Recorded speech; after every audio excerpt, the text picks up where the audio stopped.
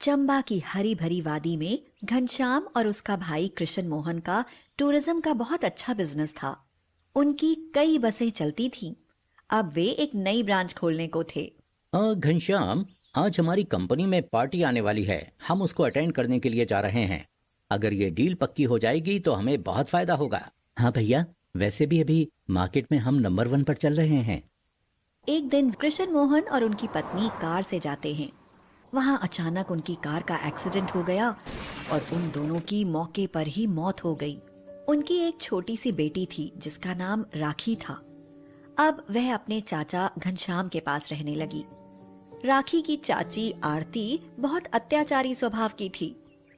आरती खुश होकर मन ही मन में कहने लगी, मजा आ गया, इतनी सारी संपत्ति भी हमें मिल गई और साथ में एक नौकरानी भी। घनश्याम तो बाहर अपने काम पर चला जाता तो आरती उस बेचारी राखी पर बहुत जुल्म करती। बड़े अंधेरे ही उसको जगा देती और कहती, चल उठ, जल्दी से झाड़ू पोछा करके नाश्ता भी बना ले। राखी अभी छोटी थी, वह अच्छा नाश्ता नहीं बना पाती तो आरती उसकी खूब पिटाई लगाती और उससे कहती, केवल बैठे बैठे खाने भर की है। हाँ, हमने क्या तेरा ठेका लिया हुआ है? कोई बढ़िया चीज खाने के लिए आती तो वह अपनी बेटी रोली को दे देती और कहती, लो बेटी रोली, सेब खा लो, तुम तो बहुत दुबली होती जा रही हो। राखी यह सब देखकर ललचाती और कहती, चाची, मुझको भी दे दो थोड़ा सा। चल हट, हाँ, इतना फालतू नहीं भरा पड़ा है हमारे यहाँ। हाँ, तो फिर मैं कोई काम नहीं करूंगी। इस बात पर आरती ने उसकी बहुत पिटाई लगाई। उसी समय घनश्याम आ गया।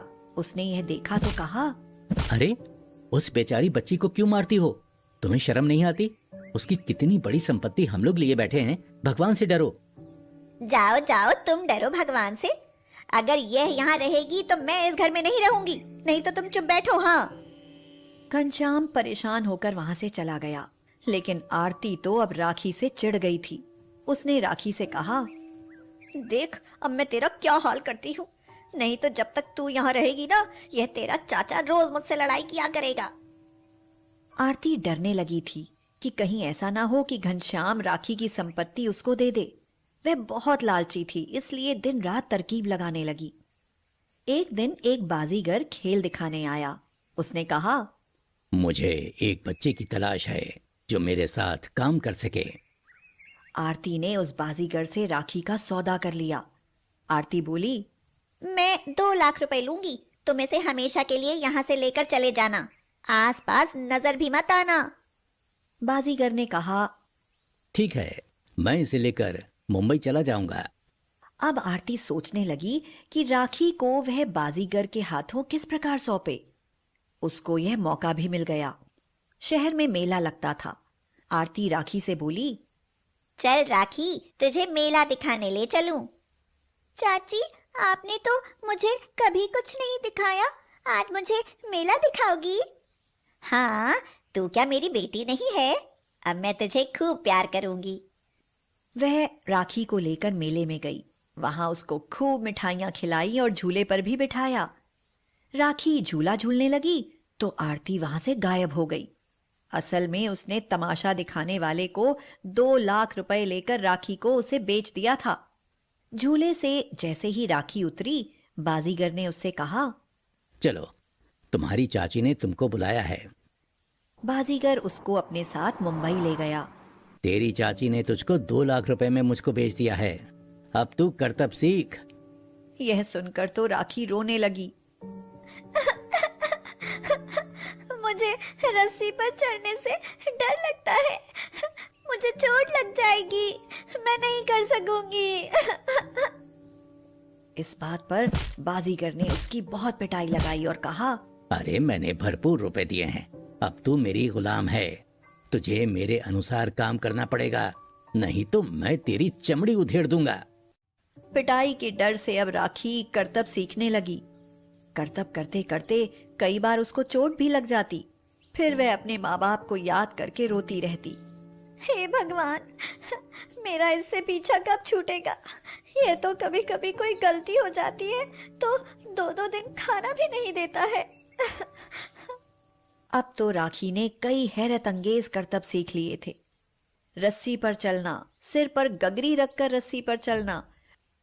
अब बाजीगर उससे खुश रहने लगा। अरे वाह, तेरी वजह से मेरी बहुत आमदनी होने लगी है। एक दिन राखी अपने करतब दिखा रही थी। भीड़ लगी हुई थी। तभी उधर सड़क पर से एक कार निकली।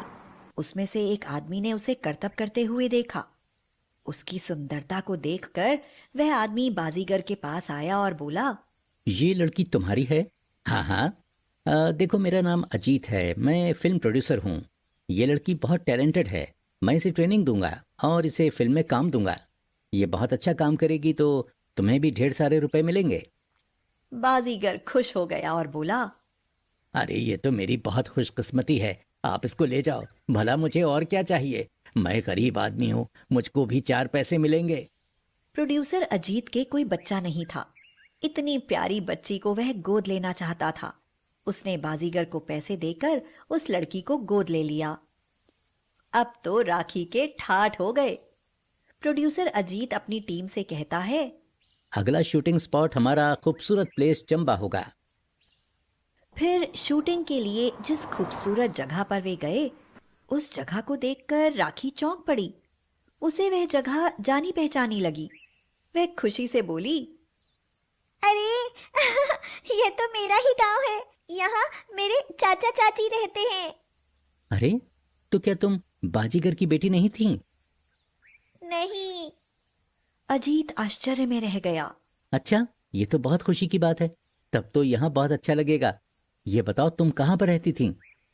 राखी भागकर अपने चाचा घनश्याम के घर में गई। पीछे पीछे प्रोड्यूसर अजीत भी गए। घनश्याम ने जब राखी को देखा तो वह हैरान रह गया। उसने राखी को गले से लगा लिया और बोला, राखी, तुझको मैंने कहाँ कहाँ नहीं ढूंढा मेरी बच्ची। थाने में भी रिपोर्ट दर्ज करवाई थी। तुझको तो ढूंढते ढूंढते हम थक गए। बेटी, तू कहाँ चली गई थी? तेरी चाची ने बताया कि तुझे मेले से कोई किडनैप करके ले गया था। अजीत ने आगे बढ़कर अपना परिचय दिया और कहा, मैं फिल्म प्रोड्यूसर हूँ। तुम्हारी पत्नी ने इसको एक बाजीगर के हाथ में बेच दिया था। बाजीगर इसको करतब सिखा रहा था, तभी मेरी नजर इस पर पड़ गई। लड़की टैलेंटेड थी तो मैंने इसको गोद ले लिया है। क्या? यह सुनते ही घनश्याम तो जैसे आसमान से गिर पड़ा। वह आरती से बोला, तेरे कर्मों के कारण आज ये दशा है। इस बीच में घनश्याम को बहुत घाटा हो गया था। अब वे लोग बहुत गरीब हो चुके थे। आरती अब अपने कर्मों पर पछतावा कर रही थी। उसने देख लिया था कि एक अनाथ लड़की आज लाखों की दौलत से खेल रही है और वह खुद गरीब हो चुकी है। माँ, आज बहुत सारे गुब्बारे बेचे हैं। इनमें तो दवाई आ जाएगी ना? तुझसे कितनी बार कहा है कि तू बाहर मत जाया कर, पर क्यों नहीं मानती? अंतरा ने गुस्सा दिखाते हुए कहा। लेकिन माँ, तुम्हारी दवाई भी तो जरूरी है। दवाई नहीं खाओगी तो कैसे सही होगी? लेकिन मेरी बच्ची, ये जमाना बड़ा खराब है। तू लड़की है। जानती हूँ माँ, तुम अच्छी हो जाओ, फिर मैं कहीं नहीं जाऊंगी। आज बाबा हमारे साथ होते तो गोलू और मैं एक अच्छी जिंदगी जी रहे होते। मुझे और गोलू को यूं रोड पर गुब्बारे बेचने की जरूरत नहीं पड़ती। कहते कहते सलोनी की आंखों में आंसू आ गए। अंतरा जानती थी कि वह अब कुछ ही दिनों की मेहमान है, क्योंकि वह ब्लड कैंसर से जूझ रही थी। गुब्बारे बेचकर सिर्फ घर का खर्चा चल सकता है, बीमारी का खर्चा नहीं। वह लेटी हुई यही सोच रही थी और उसकी आंखों से आंसू गिर रहे थे। सलोनी 13 साल की है और गोलू 9 साल का। 7 साल से उनके पिता का कुछ अता पता नहीं है। अंतरा सोच रही थी, अगर मुझे कुछ हो गया तो मेरे बच्चों का क्या होगा? हाय। ये सोचकर अंतरा को घबराहट होने लगी और अचानक से उसकी तबीयत बहुत बिगड़ गई। सलोनी जोर जोर से रोने लगी। दोनों बच्चे उसके हाथ पैर मसलने लगे। सलोनी बोली, क्या हुआ माँ? तुम ऐसे क्यों कह रही हो? तुम ठीक तो हो ना? गोलू, तू माँ को देख, मैं जरा निहाल चाचा को बुलाती हूँ। अंतरा ने कहा, नहीं सलोनी, तू कहीं मत जा। दोनों बच्चे मेरे पास बैठो। ये कहते हुए अंतरा को तेज खांसी उठी और मुंह से खून आने लगा।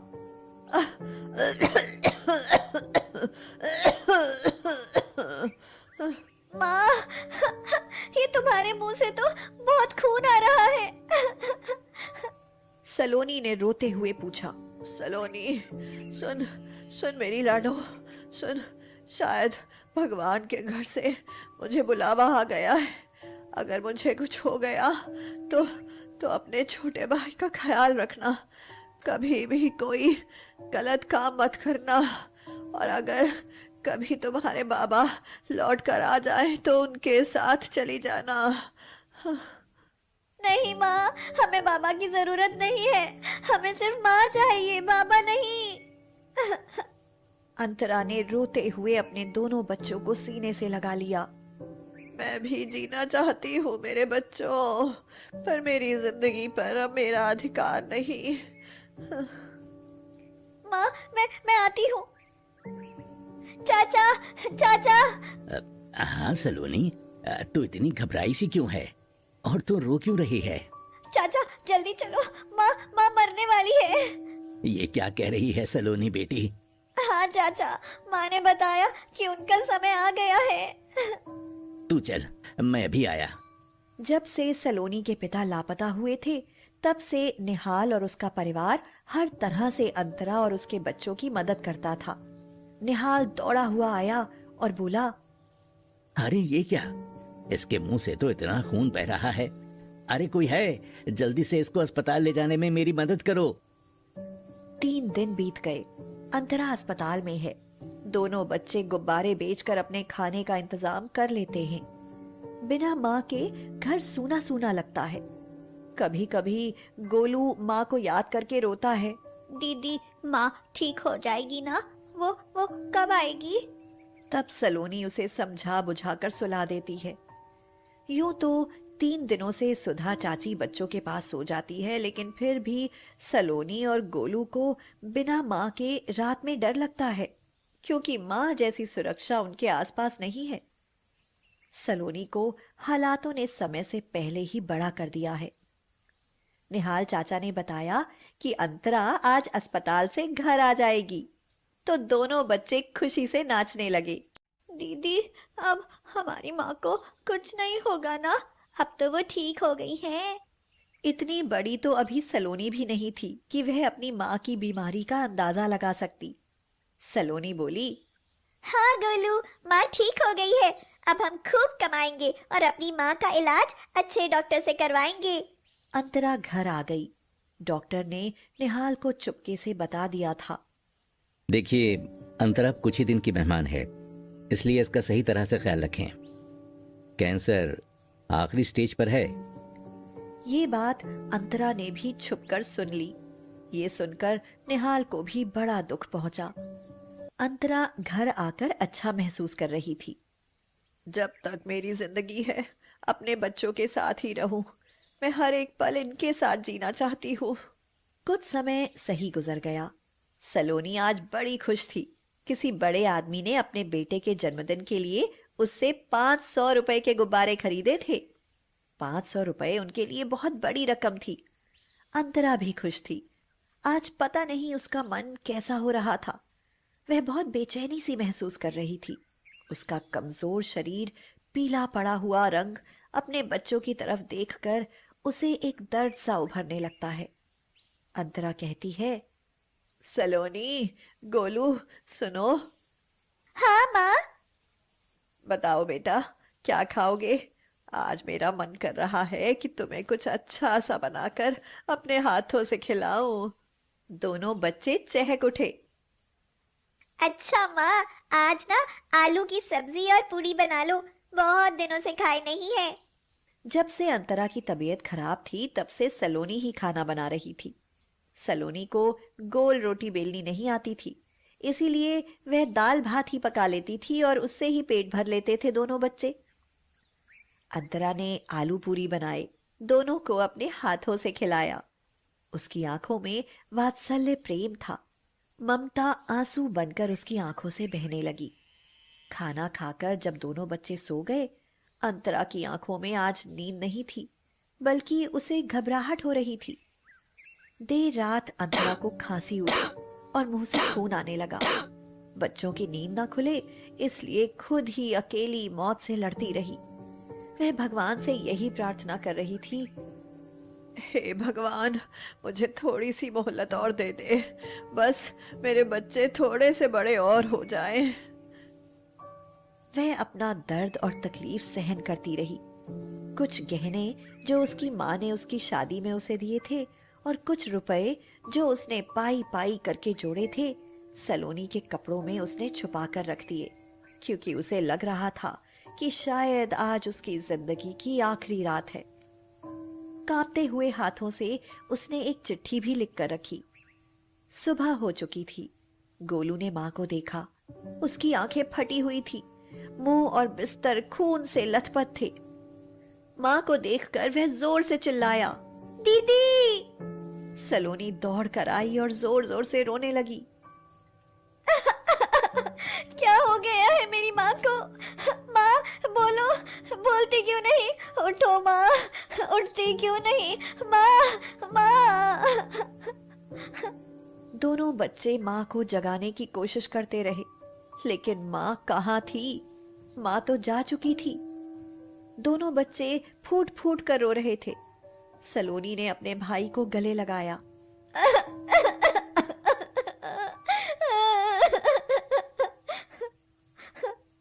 गोलू, चुप हो जा, अब माँ कभी वापस नहीं आएगी।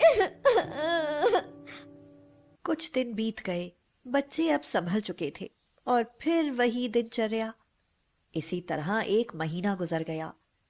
माँ की याद आई तो सलोनी ने अपनी माँ के कपड़ों को देखा। वह माँ की साड़ी को देखकर रोने लगी। फिर उसकी नजर वहां रखी एक पोटली पर गई। उसने उसे खोला तो उसमें कुछ गहने और एक चिट्ठी मिली। यह वही चिट्ठी थी जो उसकी माँ ने उस रात तड़पते हुए लिखी थी। उसमें लिखा था, सलोनी, तू बड़ी है, गोलू अभी छोटा है।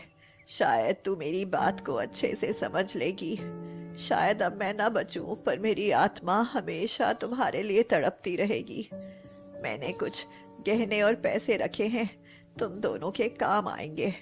जब तक मैं जिंदा हूँ तुम्हें कोई तकलीफ नहीं होने दूंगी, लेकिन मेरे बाद तुम दोनों अनाथ हो जाओगे।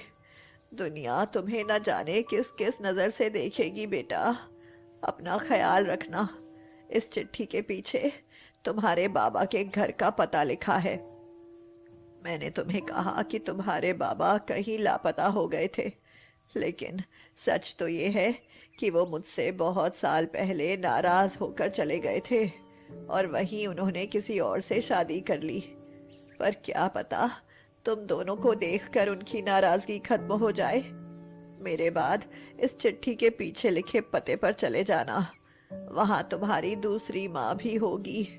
उसे कभी सौतेली माँ मत समझना। मुझे माफ कर देना, ये बात मैंने तुमसे छुपा कर रखी। मेरे बाद गोलू का ख्याल रखना सलोनी।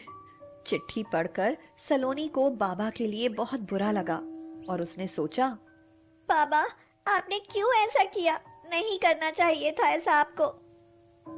उसकी आंखों से आंसू बह रहे थे, मगर बाबा से मिलने की उम्मीद भी थी उसे। गोलू को साथ लेकर वह उस लिखे हुए पते की तरफ निकल गई। कुछ घंटों बाद वह अपने बाबा के घर के सामने थी। एक व्यक्ति जो घर से बाहर निकला, वह ही उसका बाबा था। अपने बाबा को देखकर वह उनसे लिपट गई। बाबा ने उसे पहचान लिया। सलोनी, मेरी बच्ची है तू यहाँ कैसे? सलोनी बोली, बाबा, माँ मर चुकी है। क्या कह रही है तू? हाँ बाबा, मरने से पहले माँ ने ये चिट्ठी लिखी थी जो मुझे अब मिली है। उसके बाबा ने चिट्ठी पढ़ी और दोनों बच्चों को गले से लगा लिया। मुझे माफ कर दे, मैंने तुम लोगों का बहुत दिल दुखाया है। अब हम एक साथ रहेंगे। अंदर चलो। हाँ, अंदर चलो।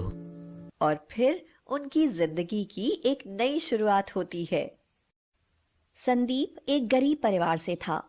वह अपनी भेड़ बकरियों को चराता हुआ जंगल की तरफ जा रहा था। उसे कहीं से एक बच्चे के रोने की आवाज आई।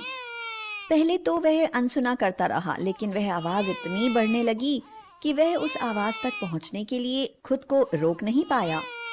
उसने सुना कि ये आवाज एक बहुत बड़े लकड़ियों के ढेर के नीचे से आ रही है। वह बोला, हे भगवान, इन लकड़ियों के अंदर कोई बच्चा फंसा है। ओहो, बहुत तेज गर्मी है, वो कैसे सांस ले रहा होगा। हे भगवान, उसकी रक्षा करना। मैं उसे निकालने की कोशिश करता हूँ। संदीप ने सारी लकड़ियां हटा दी।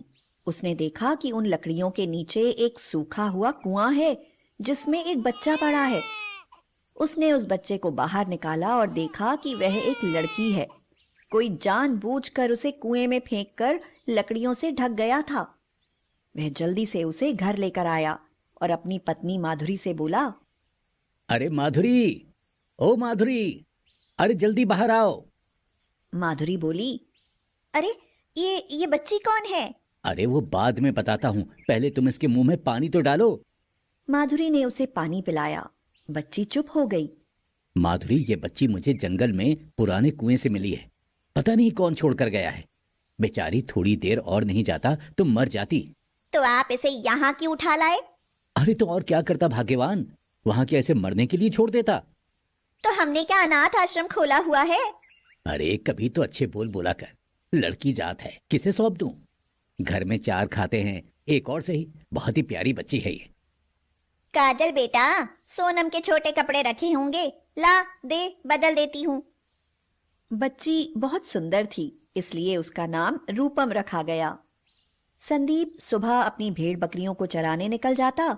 शाम को जब वह लौटता तो उनका दूध निकालकर डेयरी पर दे आता। यही उसकी कमाई थी। समय बीतता गया। संदीप तो चला जाता, लेकिन माधुरी पूरे दिन रूपम से काम करवाती थी। वह बहुत ही चालाक औरत थी। माधुरी बोली, सुन रूपम, आज मेरी तबीयत सही नहीं है। ये अनाज रखा है, इसे चक्की पर पीस ले। लेकिन माँ, मुझे पीसना नहीं आता। खाना तो आता है, एक बार मैं बता देती हूँ, फिर तू आसानी से पीस लेगी। हाँ। रूपम पूरे दिन अनाज पीसती रही, लेकिन संदीप के आने से पहले माधुरी ने उसे चक्की से हटा दिया। रूपम काजल और सोनम के पुराने कपड़े पहनकर दोनों बहनों की जूठन खाकर बड़ी होती रही। वह उनके साथ स्कूल भी जाती थी, मगर माधुरी उसे पढ़ने का समय ही नहीं देती थी कि कहीं वह उसकी बेटियों से ज्यादा ना पढ़ जाए। एक दिन संदीप को बुखार चढ़ा आया। उसने माधुरी से कहा, माधुरी, आज तुम भेड़ बकरियों को चरा लाओ। मुझ में उठने की हिम्मत नहीं हो रही है। तो माधुरी बोली, मेरे वश की बात नहीं है पूरे दिन जंगल में भटकना। ना ना, मुझसे नहीं हो पाएगा। हाँ। इस पर रूपम बोली, पिताजी, मैं चली जाऊंगी इन्हें चराने। ये बेचारी पूरे दिन भूखी रहेंगी, और भूखी रही तो दूध कैसे देंगी? तू जाएगी? नहीं रूपम, तू स्कूल जा। अरे वैसे भी तेरी 12वीं की पढ़ाई है। काजल चली जाएगी, वैसे भी वो पढ़ाई छोड़कर घर में ही तो बैठी है। काजल ने कहा, आपने ऐसा सोच कैसे लिया पिताजी? पढ़ाई छोड़ देने का मतलब ये नहीं है कि मैं भेड़ बकरियां चराने जाऊंगी। रूपम को ही भेज दो। हाँ, आप चिंता ना करें पिताजी, मैं जाती हूँ। रूपम जानवरों को लेकर जंगल की तरफ चली गई। वह पेड़ की छांव में एक बड़े से पत्थर पर बैठकर मन ही मन कहने लगी, हे प्रभु, माना कि मैं अनाथ हूँ, लेकिन मेरे नसीब में क्या तुमने जरा भी सुख नहीं लिखा? जब भी माँ को काजल और सोनम दीदी को प्यार करते देखती हूँ तो मेरी भी इच्छा होती है कि मेरी भी माँ होती। मैं हमेशा उन दोनों की उतरन पहनती हूँ, उनकी जूठन खाती हूँ। क्या मेरा नसीब कभी नहीं बदलेगा? तभी उसे एक स्त्री दिखाई दी जो देवी के समान दिख रही थी। उसके चारों तरफ रोशनी थी। वह बोली, बेटी, तुम्हारा नसीब जरूर बदलेगा। इस पत्थर के पीछे एक गठरी रखी है, उसे तुम अपने घर ले जाना, फिर देखना तुम्हारा नसीब कैसे बदलता है। रूपम गठरी देखने के लिए पीछे मुड़ी तो वहां सच में एक गठरी रखी हुई थी। रूपम उसे उठाने लगी तो उसमें बहुत वजन था। रूपम सोचने लगी, अरे ऐसा क्या है इसमें जो इतना भारी है ये? उसने सोचा कि इसे खोलकर देखूं। गठरी खोलकर देखा तो उसकी आंखें खुली की खुली रह गईं। उसमें बहुत सारे गहने, पैसे, हीरे जवाहरात भरे हुए थे। उसने चारों तरफ देखा मगर दूर तक उसे कोई नहीं दिखाई दिया। वह स्त्री भी अब यहाँ नहीं थी। उसे पास में सिर्फ उसकी भेड़ बकरियां दिखाई दी। वह गठरी और अपने जानवरों को लेकर जल्दी ही घर वापस आ गई। रूपम अपनी माँ और पिताजी को आवाज लगाते हुए बोली, पिताजी, माँ, जल्दी बाहर आओ, देखो जरा मुझे क्या मिला है। आवाज सुनकर सब बाहर आ गए। गठरी का सामान देखते ही वो लोग चौंक गए। बेटी, ये किसकी है और तुझे कहाँ मिली? पिताजी, मैं अकेली बैठी हुई अपने नसीब को दोष दे रही थी, तभी मुझे एक स्त्री दिखाई दी। वह मुझे ये देखकर अंतर्ध्यान हो गई। उन्होंने कहा कि इसे घर ले जाओ, फिर देखना तुम्हारा नसीब कैसे बदलता है। अरे बेटी, तू तो बहुत भाग्यशाली है जो तुझे किसी देवी ने इतनी बड़ी धरोहर दी। ये लाखों की नहीं, करोड़ों की संपत्ति है। पिताजी, अब हमें इसका क्या करना चाहिए? बेटी, ये तो तेरी अमानत है, जैसे तू चाहे वैसा कर। माधुरी अंदर से जल भुन रही थी। वह बोली, करना क्या है, तुम तीनों बहनों की शादी में काम आ जाएगा और गहने तुम तीनों के काम आ जाएंगे। नहीं माँ, ये खजाना मैं शादियों में नहीं बल्कि किसी नेक काम में लगाऊंगी। माधुरी सोचने लगी, कहीं ऐसा ना हो ये बाप बेटी सब कुछ दान कर दें। क्यों ना रात में ये खजाना मैं कहीं ऐसी जगह छुपा दूं जो किसी को मिले ही ना। बाद में मेरी बेटियों के काम आ जाएगा, फिर बोल दूंगी कि चोरी हो गया है। रात में जब सब सो गए, माधुरी उठी और जमीन में गड्ढा खोदकर खजाने की गठरी वहां दबा दी। ऊपर से वहां संदूक रख दिया। लेकिन जब वह वहां से चली तो माधुरी गिर पड़ी। उसे कुछ नहीं दिखाई दे रहा था। वह जोर से चिल्लाई, काजल के पापा! माधुरी की आवाज सुनकर सभी दौड़े दौड़े आए। संदीप ने बोला, क्या हुआ? माधुरी गिर कैसे गई? इस पर माधुरी घबराकर बोली, मुझे कुछ दिखाई नहीं दे रहा है, लगता है मेरी आंखों की रोशनी चली गई। लेकिन अचानक ऐसे कैसे हो सकता है? और तुम इस कमरे में क्या कर रही थी? माधुरी सोचने लगी, मैंने रूपम के गहने और जवाहरात की गठरी चुराई है। ये उसी का नतीजा है।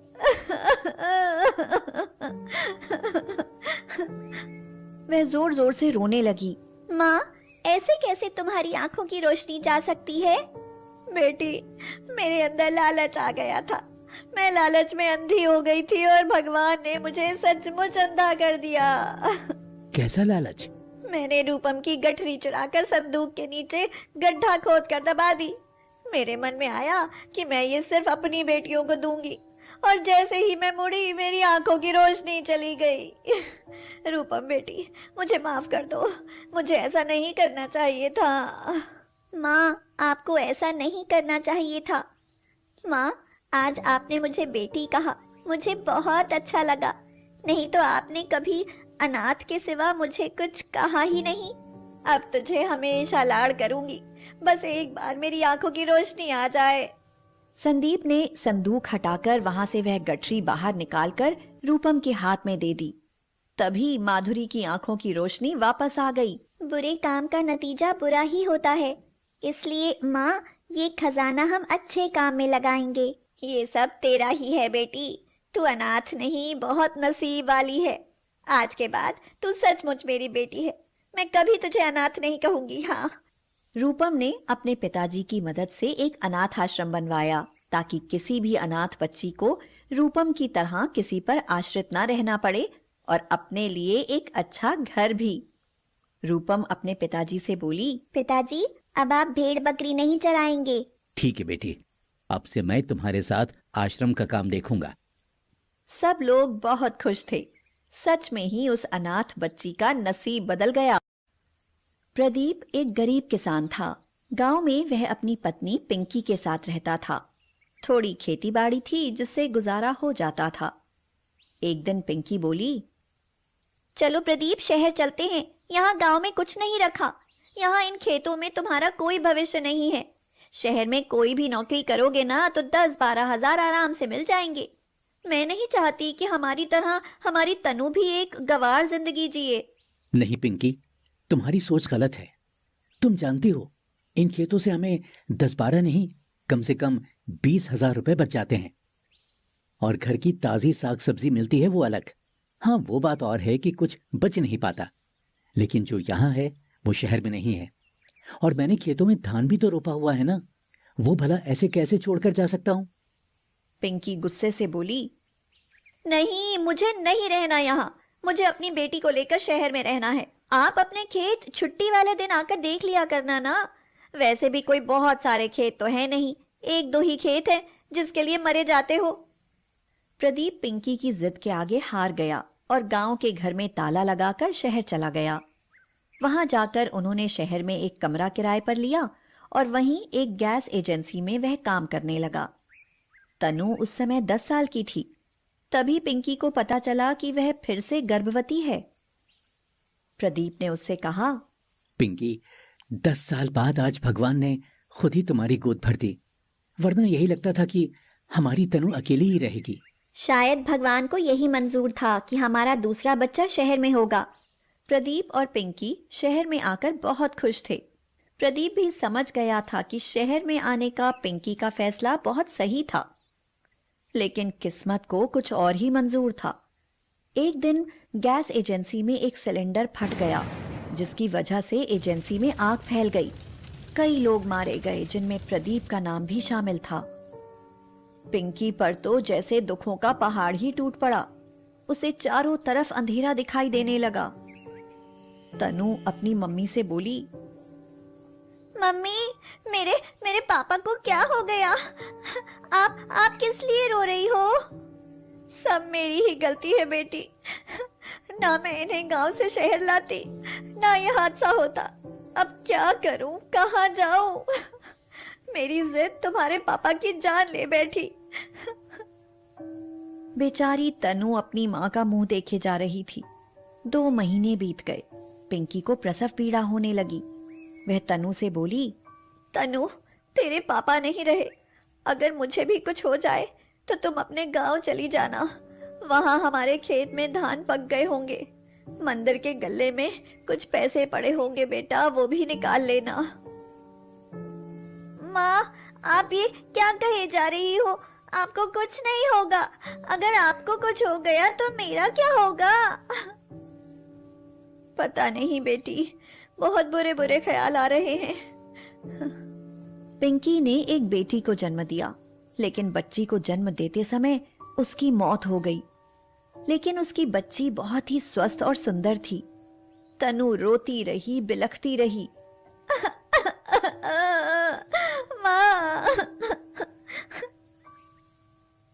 मम्मी, पापा तो हमें छोड़कर पहले ही चले गए थे और अब आप भी हमें अकेला छोड़कर चली गई। हम अनाथ हो गए मम्मी। मेरी ये नन्ही सी बहन अभी तो ये दुनिया में आई है। कहाँ से लाऊंगी मैं इसके लिए मम्मी? मैं कैसे पालूंगी इसे? उसने अपनी बहन को गोद में उठा लिया और बोली, मेरी प्यारी सी बहन, तू बहुत ही बदनसीब है। तुझे कभी मम्मी पापा का प्यार नहीं मिलेगा, मगर तू चिंता मत कर। मैं तुझे कभी किसी चीज की कोई कमी नहीं रहने दूंगी। अब तू ही तो मेरे जीने का सहारा है। उसने बच्ची का नाम परी रखा। परी भूख से रो रही थी। तनु ने उसे बोतल में डालकर दूध दिया तो वह गटागट पी गई और फिर खेलने लगी। तनु बोली, परी, तुझे बहुत भूख लगती है। अब तो मंदिर के गल्ले के पैसे भी खत्म हो गए। अब मैं तेरे लिए दूध कहाँ से लाऊंगी? मम्मी ने कहा था कि गल्ले से पैसे लेकर गांव चली जाना, वहाँ हमारा खेत है, मगर वहाँ लाइट नहीं आती। तुझे डर लगेगा ना? परी अपनी आंखें टिमटिमाती और मुस्कुरा देती। तनु उसे अपने सीने से लगा लेती। एक दिन मकान मालिक बोला, हे लड़की, अब और कब तक रहेगी तू यहाँ पर? अरे ये कोई अनाथ आश्रम नहीं है, यहाँ से खाली कर और अपने किसी रिश्तेदार के यहाँ चली जा। तो तनु ने कहा, अंकल जी, जो घर में पैसे थे वो सब खर्च हो गए। यहाँ कमरे में जो हमारा सामान है वो रख लीजिए और कुछ पैसे दे दीजिए। परी भूखी है, वह भूख से रो रही है। मैं सिर्फ अपना कुछ जरूरी सामान लेकर यहाँ से चली जाऊंगी। मकान मालिक को लालच आ गया। कमरे में टीवी, गैस, बर्तन और भी सामान था। उसने तनु को 1000 रुपए दिए और कहा, अरे अब जा यहाँ से, सारा हिसाब बराबर हो गया है। हम मत आना यहाँ पर, अब तुम्हारा यहाँ कुछ भी नहीं है। तनु परी को लेकर अपने गांव पहुंच गई। परी, यहाँ तो बहुत गंदा हो रहा है और अंधेरा भी है। थोड़ी देर तू बाहर लेट, मैं यहाँ की सफाई कर देती हूँ। तनु ने सफाई तो कर दी, मगर घर में कुछ नहीं था। भूख भी जोर से लगी थी। अब वह खाएगी क्या? जो पैसे मकान मालिक ने दिए थे उनमें कुछ किराए में खर्च हो गए और बाकी परी के दूध के लिए भी तो चाहिए। ये सोचकर वह सिर्फ पानी पीकर लेट गई। वह सोचने लगी, अब ऐसा क्या करूं जो पेट भर के खाना खा सकूं और परी को भी पढ़ा लिखा सकूं।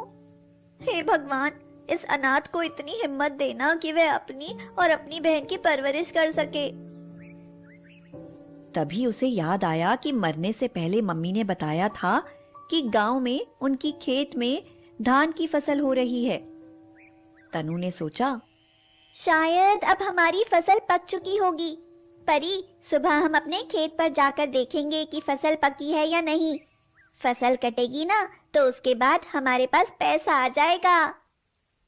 अगले दिन वह खेत पर गई तो देखा कि धान की बालें सुनहरी हो चुकी थीं।